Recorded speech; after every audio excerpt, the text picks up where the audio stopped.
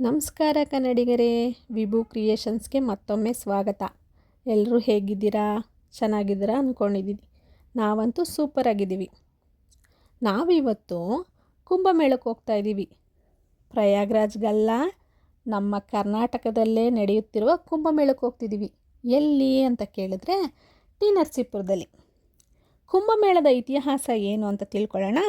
ಭಾರತ ದೇಶದ ತ್ರಿವೇಣಿ ಸಂಗಮ ಕ್ಷೇತ್ರಗಳಲ್ಲಿ ಕುಂಭಮೇಳದಂತಹ ಉತ್ಸವಗಳನ್ನು ಆಚರಿಸಿ ಪುಣ್ಯಸ್ನಾನ ಮಾಡುವ ಪದ್ಧತಿ ಪುರಾತನ ಕಾಲದಿಂದಲೂ ಬಂದಿದೆ.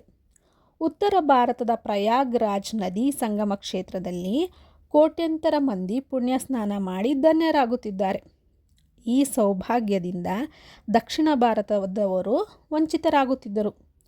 ಇದನ್ನು ಕಂಡ ನಮ್ಮ ನಾಡಿನ ಪೂಜ್ಯರಾದ ಶ್ರೀ ತಿರುಚ್ಚಿ ಮಹಾಸ್ವಾಮಿಗಳು, ಶ್ರೀ ಆದಿಚುಂಚನಗಿರಿ ಕ್ಷೇತ್ರದ ಪರಮ ಪೂಜ್ಯ ಬಾಲಗಂಗಾಧರನಾಥ ಸ್ವಾಮಿಗಳು, ಸುತ್ತೂರು ಮಠದ ಜಗದ್ಗುರು ಶ್ರೀ ಶಿವರಾತ್ರಿ ದೇಶಿಕೇಂದ್ರ ಮಹಾಸ್ವಾಮಿಗಳು, ಶ್ರೀ ಗಣಪತಿ ಸಚ್ಚಿದಾನಂದ ಮಹಾಸ್ವಾಮಿಗಳು ಮತ್ತು ಶ್ರೀ ಶಿವಪುರಿ ಮಹಾಸ್ವಾಮಿಗಳು ಇವರೆಲ್ಲ ಸೇರಿ ನಮ್ಮ ಕರ್ನಾಟಕದ ತಿರುಮಕೂಡಲು ನರಸೀಪುರದಲ್ಲಿ ತ್ರಿವೇಣಿ ಸಂಗಮವಿರುವುದರಿಂದ ಇಲ್ಲಿ ದಕ್ಷಿಣ ಗಂಗಾ ಕಾವೇರಿ, ವರನದಿ ಕಪಿಲ ಮತ್ತು ಗುಪ್ತಗಾಮಿನಿಯಾಗಿ ಸ್ಫಟಿಕ ಸರೋವರಗಳು ಸಂಗಮವಾಗಿರುವುದರಿಂದ ಈ ಸ್ಥಳದಲ್ಲಿ 3 ವರ್ಷಗಳಿಗೊಮ್ಮೆ ಕುಂಭಮೇಳವನ್ನು ಆಚರಿಸಲು ನಿರ್ಧರಿಸುತ್ತಾರೆ.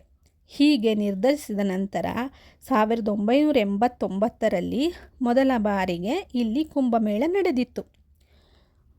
ಹೋದ ಸಲ ಕೊರೋನಾ ಕಾರಣದಿಂದಾಗಿ ಕುಂಭಮೇಳ ನಡೆದಿರಲಿಲ್ಲ. 2025ರ ಫೆಬ್ರವರಿ 10, 11, 12ರಲ್ಲಿ 13ನೇ ಕುಂಭಮೇಳ ನಡೀತಾ ಇದೆ. ಈ ಕುಂಭಮೇಳಕ್ಕೆ ನಾವು ಹೋಗ್ತಿರೋದು. ತಿರುಮಕೂಡಲು ನರಸೀಪುರ ಕ್ಷೇತ್ರ ಕೇವಲ 3 ನದಿಗಳ ಸಂಗಮವಷ್ಟೇ ಅಲ್ಲ.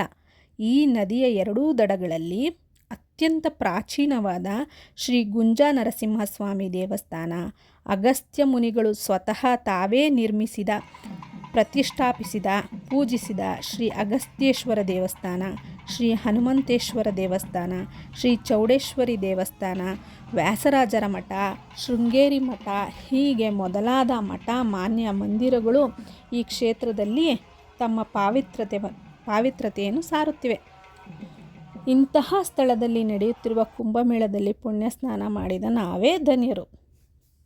ಕುಂಭಮೇಳದಲ್ಲಿ ಭಾಗವಹಿಸುವ ಭಕ್ತರಿಗಾಗಿ ಸರ್ಕಾರವು ಕೆಲವು ವ್ಯವಸ್ಥೆಗಳನ್ನು ಮಾಡಿತ್ತು.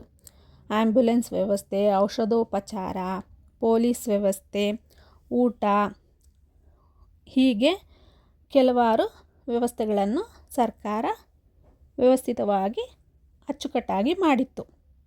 ಮಹಿಳೆಯರಿಗೆ ನದಿಯ ದಡದಲ್ಲಿ ಬಲಭಾಗದಲ್ಲಿ ಬಟ್ಟೆ ಬದಲಾಯಿಸುವ ಕೊಠಡಿಗಳನ್ನು ಸಹ ಕಲ್ಪಿಸಲಾಗಿತ್ತು. ಅಲ್ಲಿದ್ದ ಪೊಲೀಸನವರಿಗೂ ಆಯೋಜಕರಿಗೂ ನಮ್ಮ 100,000 ನಮಸ್ಕಾರಗಳು. ಭಕ್ತರು ಶಿವರಾತ್ರಿ ಅಮಾವಾಸ್ಯವರೆಗೂ ಮಹೋದಯ ಪುಣ್ಯಕಾಲದ ಮಹಾಮಾಘ ಸ್ನಾನ ಮಾಡಬಹುದು. ಒಮ್ಮೆ ಭೇಟಿ ಕೊಡಿ ತಿರುಮಕೂಡಲು ನರಸೀಪುರದ ಈ ಸಂಗಮ ಕ್ಷೇತ್ರಕ್ಕೆ. ಈ ಕ್ಷೇತ್ರವು ಗಂಗಾ ತೀರ್ಥಕ್ಕಿಂತಲೂ 1 ಗುಲಗಂಜಿ ಪ್ರಮಾಣದಷ್ಟು ಹೆಚ್ಚಾದ ಪುಣ್ಯದ ನೆಲೆ ಎಂದು ಶ್ರೀ ಗುಂಜಾ ನರಸಿಂಹಸ್ವಾಮಿಯ ಹಸ್ತದಲ್ಲಿರುವ ತಕ್ಕಡಿಯು ಉದ್ಘೋಷಿಸುತ್ತದೆ. ಜೊತೆಗೆ ಅತ್ಯಂತ ಪ್ರಾಚೀನವಾದ ಇಲ್ಲಿನ ಶ್ರೀ ಭಾರದ್ವಾಜ ಋಷ್ಯಾಶ್ರಮ, ರುದ್ರಪಾದ, ಅಕ್ಷಯ ವಟವೃಕ್ಷ, ಅಶ್ವತ್ಥ ವೃಕ್ಷ ಇವುಗಳನ್ನು ಸಹ ನೋಡಿಕೊಂಡು ಬರಬಹುದು. ಇಂತಹ ಪುಣ್ಯಕ್ಷೇತ್ರ ನಮ್ಮ ಕರುನಾಡಿನಲ್ಲಿರುವುದು ನಮ್ಮ ಭಾಗ್ಯವೇ ಸರಿ. ಆದ್ದರಿಂದ ಶಿವರಾತ್ರಿ ಅಮಾವಾಸ್ಯವರೆಗೂ ಇಲ್ಲಿ ನಾವು ಮಾಘ ಸ್ನಾನ ಮಾಡಬಹುದು. ದಯಮಾಡಿ ಎಲ್ಲರೂ ಪುಣ್ಯಕ್ಷೇತ್ರವಾದ ಈ ತಿರುಮಕೂಡಲು ನರಸೀಪುರಕ್ಕೆ ಭೇಟಿ ಕೊಟ್ಟು ಪುಣ್ಯ ಸ್ನಾನ ಮಾಡಿ ಬರಬೇಕೆಂದು ಮನವಿ ಮಾಡುತ್ತೇವೆ. ಈ ವಿಡಿಯೋ ಇಷ್ಟ ಆದರೆ ಲೈಕ್ ಮಾಡಿ, ಶೇರ್ ಮಾಡಿ, ಸಬ್ಸ್ಕ್ರೈಬ್ ಮಾಡಿ. Thank you.